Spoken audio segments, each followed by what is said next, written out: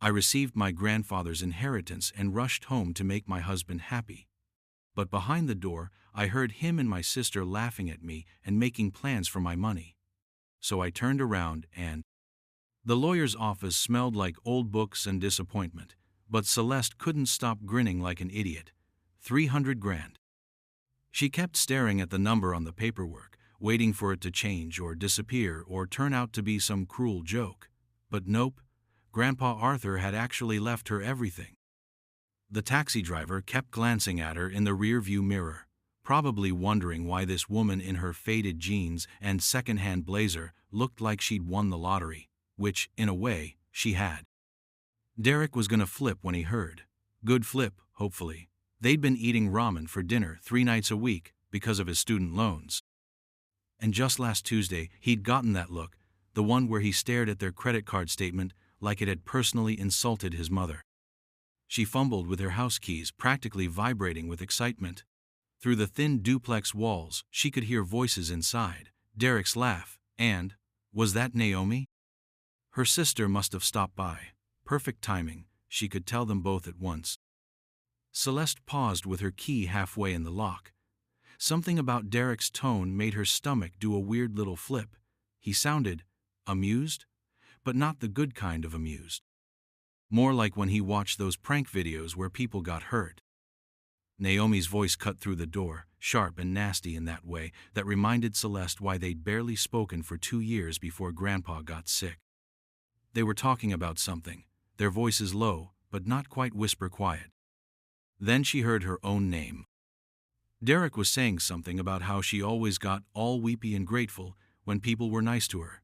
Naomi laughed, that glass-breaking sound that used to make Celeste's teeth hurt when they were kids.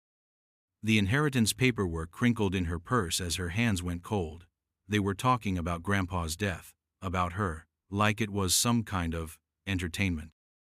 Naomi's voice drifted through the door, casual as discussing the weather. She was explaining how she'd called Derek right after leaving the lawyer's office yesterday. How she'd gotten all the details about the will, the amounts, everything. Wait, yesterday? Celeste's brain stuttered. The will reading had been this morning. How had Naomi known anything yesterday? Derek's response made her blood turn to slush. He was already talking about managing the situation, about how Celeste got all emotional and stupid when she was grieving, how that made her easy to work with. Easy to work with, like she was some kind of project. Celeste's keys slipped from her numb fingers, hitting the concrete with a tiny metallic sound. She froze, heart hammering, but the conversation inside didn't pause. They were too busy planning her life to notice her existence. The lawyer's letter felt like it was burning through her purse. $300,000 that was supposed to be Grandpa's final hug, his way of making sure she'd be okay. And these two were already spending it in their heads. Naomi's voice got that conspiratorial edge it used to have when they were teenagers, and she was convincing Celeste to lie to their parents. She'd been setting things up for weeks, apparently. Visiting Grandpa in the hospital, sweet-talking the nurses, even getting herself added as some kind of backup beneficiary. Derek was practically purring with appreciation. He called Naomi brilliant and forward-thinking, words he'd never used about Celeste. Not even when she'd figured out how to fix their ancient washing machine with YouTube videos and sheer stubbornness. Celeste backed away from the door like it was radioactive. Her whole world felt like it was tilting sideways. Everything she'd thought she knew about her marriage, her family, it was all just theater. Her phone buzzed. A text from her manager asking if she was feeling better after taking the day off. She'd told everyone at the diner that she needed time to grieve, to handle family business. Derek had been so understanding about it, so supportive. Now she realized he'd probably been counting the minutes until she left the house. Derek's voice shifted into planning mode, that tone he used when he was organizing his fantasy football league or mapping out their monthly budget. He was talking timelines, strategies, ways to get the money moved before Celeste had time to overthink things. Joint account, he was saying, for safekeeping, just until they could figure out the best investments. Naomi jumped in with suggestions that made Celeste's skin crawl. She knew exactly which buttons to push, which childhood memories would make Celeste feel guilty about keeping family money to herself. After all, hadn't Grandpa always said the girls should stick together? Yeah, Celeste thought bitterly, he'd said that, usually right after Naomi had stolen her toys or convinced her to take the blame for something. Their laughter echoed through the door again, and something inside Celeste's chest hardened like concrete. She'd spent 32 years being the good one, the sister who made excuses, the wife who kept the peace, the granddaughter who visited every Sunday. And this was her reward. Celeste bent down and picked up her keys, moving as quietly as a burglar in her own life. Her mind was already spinning, calculating. If they thought she was some helpless little lamb, well, time to show them what a lamb could do when it grew teeth. She pulled out her phone and snapped a photo of the inheritance paperwork, then opened her banking app. The joint account Derek kept mentioning, the one they'd opened when they got married, the one that currently held $47 and change. Tomorrow, it might hold a lot more, temporarily. Through the door, Naomi was still talking about managing Celeste's emotions and keeping her focused on the grief instead of the details, like she was some kind of puppet that needed expert handling.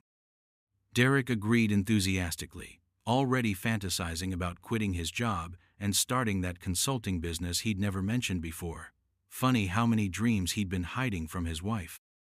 Celeste walked back to her car, her mind clearer than it had been in months. The fog of grief that had been clouding everything since Grandpa's death was gone, burned away by pure, clean rage. First stop, the bank. Mrs. Henderson had known Celeste since she was 16 and opened her first checking account with birthday money. When Celeste explained that she needed to set up some special arrangements for a large inheritance, Mrs. Henderson didn't ask too many questions. An hour later, Celeste had a new account in her name only, a safety deposit box, and several very specific instructions about fund transfers. Everything documented, everything official, everything completely out of reach of scheming husbands and backstabbing sisters. Her phone rang as she left the bank, Derek's name on the screen, probably wondering where his obedient little wife had wandered off to. She let it go to voicemail, then listened to his performance of concern and fake sympathy. The acting was really quite good. Too bad she knew better now. Next stop, Grandpa's lawyer, Mr. Idgie Sieplings. Pemberton had seemed like a decent guy during the will reading. Straightforward, kind, treating her inheritance like the serious matter it was, instead of some windfall she'd stumbled into. When she called requesting an urgent meeting, he cleared his schedule immediately. In his wood-paneled office, Celeste laid out everything she'd overheard. Mr. Pemberton listened without interruption, his expression growing darker with each detail.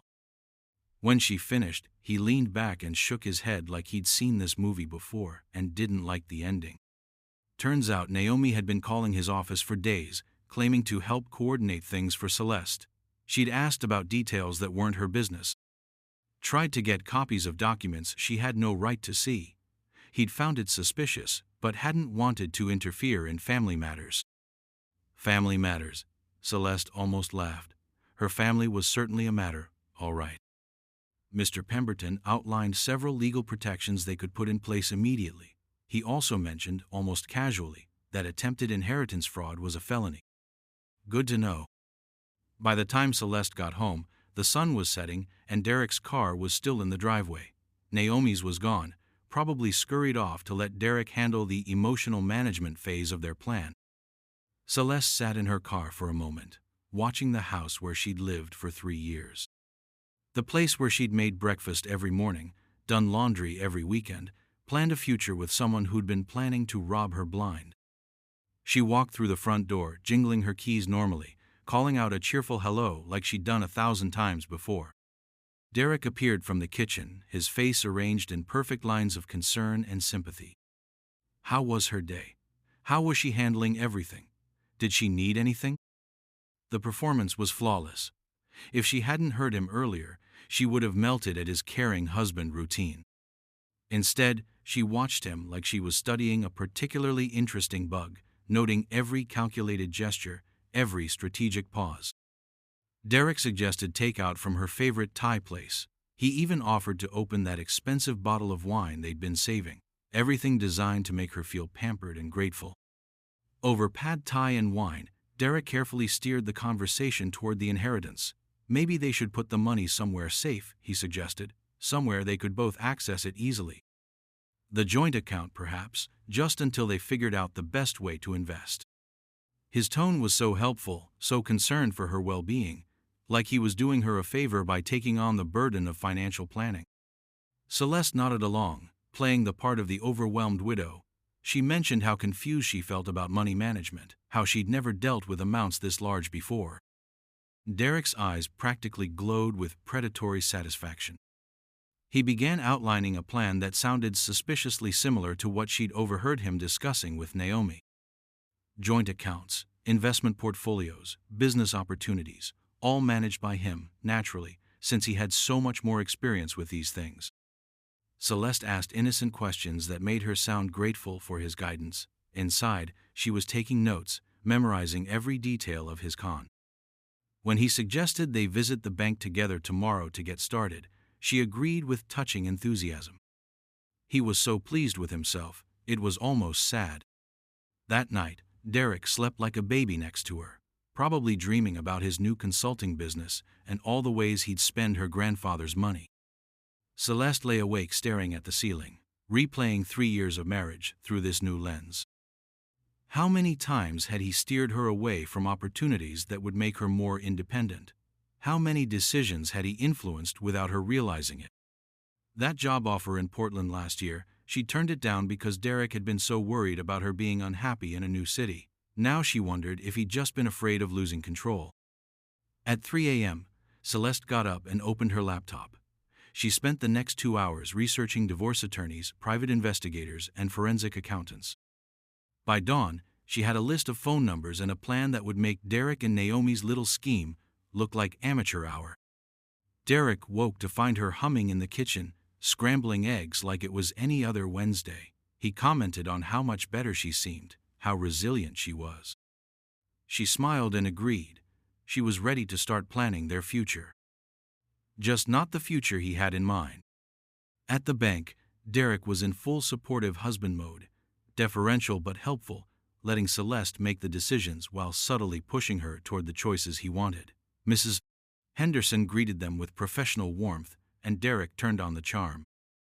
What Derek didn't know was that Mrs. Henderson had spent an hour with Celeste yesterday, setting up safeguards and protocols. When Celeste mentioned transferring the inheritance to their joint account, Mrs. Henderson expressed concern about such a large sum and suggested they might want to explore other options first. Derek's frustration leaked through his helpful facade as Mrs. Henderson explained waiting periods and verification processes for large transfers. He tried to argue that married couples shouldn't need such precautions, but the banker remained unmoved. Celeste played disappointed but understanding. She agreed to Mrs. Henderson's suggestion that they take some time to think it over, maybe consult with a financial advisor first. Derek's smile looked like it might crack his face, but he had to go along with the delay. In the car afterward, Derek's mask slipped a little. He was more insistent about the joint account, more dismissive of the bank's bureaucratic nonsense. He suggested trying a different bank, one that might be more customer-friendly. The urgency in his voice was like blood in the water. Celeste mentioned that she'd already scheduled an appointment with a financial advisor for tomorrow. Derek's face went through several interesting expressions before settling on forced enthusiasm. Why did she feel the need to involve strangers in their personal finances? When they got home, Naomi's car was waiting in the driveway. Derek's relief was obvious. He needed to strategize with his partner in crime. Celeste excused herself for a shower, claiming the bank visit had drained her emotionally. From upstairs, she could hear their urgent whispers. Derek was clearly reporting on the bank's resistance, and Naomi wasn't happy about the delay. Their easy confidence from yesterday was gone, replaced by something that sounded suspiciously like panic. Good, let them sweat a little. Celeste's financial advisor was a sharp-eyed woman named Patricia Wells, who specialized in asset protection during life transitions. The euphemism wasn't lost on Celeste. She was definitely Wills in one heed, protection Celeste Frilly. transitioning, just not the way Derek expected. Ms. Wells outlined several strategies for protecting the inheritance, including trusts and legal structures that would be nearly impossible for third parties to access. She also provided contact information for divorce attorneys who specialized in high-asset cases. "Just in case," she said with a knowing look. Back home, Derek was pacing the kitchen with his phone pressed to his ear, talking to someone about investment opportunities. When he saw Celeste, he quickly ended the call and forced another one of those caring husband smiles. How had the meeting gone? What had the advisor suggested? Celeste reported that Ms. Wells had recommended some complicated legal structures that would take several weeks to implement properly. Derek went pale at the mention of weeks. Clearly, he'd been hoping for a much faster timeline. Time was apparently not on his side. That evening, Naomi showed up for dinner with homemade cookies and fake concern. She wanted to check on Celeste's emotional state, make sure she wasn't making any rash decisions while grieving. The sisterly love was really quite touching. Derek and Naomi worked together like a practiced team, tag-teaming Celeste with gentle suggestions and helpful advice. They painted a picture of financial complexity that would overwhelm someone without their expertise. They were just trying to protect her from making costly mistakes. Celeste marveled at their coordination. They'd clearly rehearsed this routine, probably spent hours planning every word and gesture. It was almost impressive in its calculated cruelty. As the evening wound down, Naomi casually mentioned her own financial advisor, someone who could help them develop a comprehensive plan for managing the inheritance. Derek jumped on the suggestion with obvious relief. Tomorrow, they agreed. They'd all meet tomorrow and get everything sorted out properly.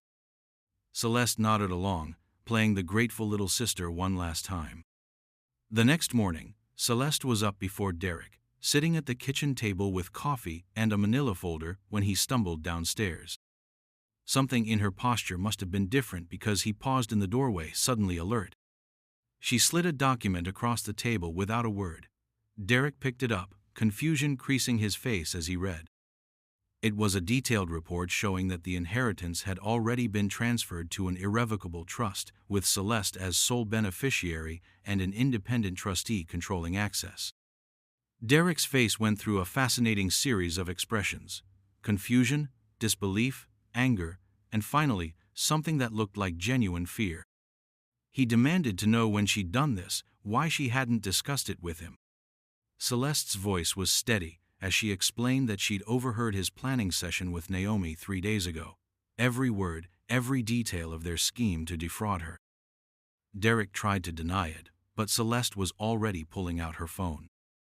The recording played clearly through the kitchen, Derek and Naomi's voices discussing how to manipulate Celeste's grief, how to take advantage of her trust, how to steal her inheritance while making her grateful for the privilege. Derek's face crumpled as he heard his own words play back to him. Naomi, who'd arrived mid-confrontation, tried to claim the recording was out of context, but there was no context that could explain away their calculated betrayal. Celeste stood up, surprisingly calm despite the chaos around her. She informed them that she'd already filed for divorce and consulted with prosecutors about fraud charges. The inheritance was locked away where they couldn't touch it. As she headed for the door with her pre-packed suitcase, Derek called after her desperately. He could change, he promised. He could make it right. Their love was real, even if everything else had been lies. Celeste paused at the threshold and looked back at the man she'd thought she'd spend her life with. "Love isn't something you promise," she said quietly. "It's something you do. And what you did was show me exactly who you are." The door closed behind her with a soft click. Derek and Naomi were left to contemplate the wreckage of their greed while Celeste walked toward her car, toward her inheritance, toward a future built on something other than lies. For the first time in years, she felt like herself again.